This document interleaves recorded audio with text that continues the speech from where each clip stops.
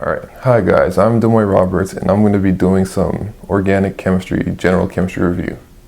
And I am currently a student in Dr. Best's class, and I just want to tell you guys, don't be scared of the organic chemistry stories, because organic chemistry is not hard. All you have to do is just put in some time and you can get it done. Now for the first part of the review, we're going to be considering the following reaction at equilibrium. A plus B goes into equilibrium with C and C plus D. Now, what is the expression for the equilibrium constant K for this reaction? Now remember, in the equilibrium section of general chemistry, the equilibrium expression is K equals the concentration of C to its exponent C times concentration D over its exponent D. And for the denominator, it's concentration of A over its exponent and concentration B over its exponent. And that's all it is. That is the equilibrium constant for this following reaction right here.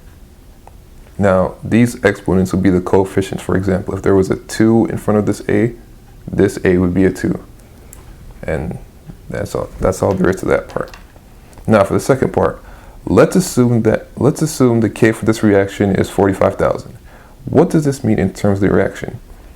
Well, if we go back to the equilibrium constant, if this number was smaller than this number, for example, if this was 1 and this was 100, that means we would get a big decimal. Therefore, that would tell us that we have more reactants than we have products, because we have 100 reactants and 1 product. Now in this case, 45,000 is a number that's greater than 1, so that's just telling us that we have more products and less reactants. Because for this number, for this expression to be a whole number like this number would have to be bigger than this one. For example, if you divide 100 by 1, you have this expression will be 100. So the simple answer for this is we have more products than reactants.